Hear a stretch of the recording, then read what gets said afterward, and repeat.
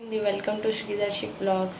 ఈరోజు ఎంతో ఈజీగా క్విక్గా అయిపోయి ఎగ్ బుజ్జి చేసి చూపిస్తాను. ముందుగా స్టవ్ ఆన్ చేసుకొని కడాయి పెట్టుకొని ఆయిల్ పోసుకుందాము.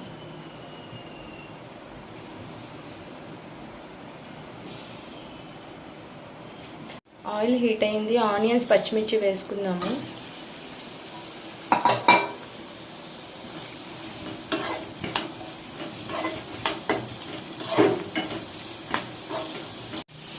ఫోర్ ఎగ్స్కి నేను 2 ఆనియన్స్ 3 పచ్చిమిర్చి తీసుకున్నాను. స్పైస్ ఎక్కువ తినాలనుకున్న, ఆనియన్స్ తినాలనుకున్నా మీరు ఇంకొంచెం ఎక్స్ట్రా యాడ్ చేసుకోవచ్చు. 1 స్పూన్ సాల్ట్ వేసుకున్నాము. స్పూన్ పసుపు. ఇప్పుడు కారం 1 స్పూన్ యాడ్ చేస్తున్నాను. అన్నీ వేసుకున్నాక ఒకసారి కలుపుకోవాలి.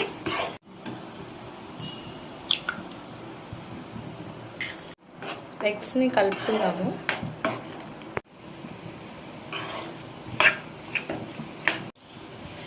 ఇంకొక 5 మినిట్స్లో ఎగ్ బుజ్జి రెడీ అయిపోతుంది.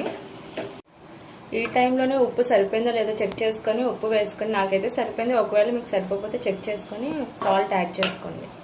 కొత్తిమీర యాడ్ చేసుకొని ఫైనల్గా కలిపేసుకుందాము. ఎంతో టేస్టీగా ఉండే ఎగ్ బుజ్జి రెడీ అయిపోయింది. ఇది చపాతీలోకి, రోటీలోకి, రైస్లోకి, పిల్లలకి చపాతీలో స్టఫింగ్ చేసి ఇవ్వడానికి కూడా చాలా బాగుంటుంది. మీరు కూడా ట్రై చేయండి రెసిపీని.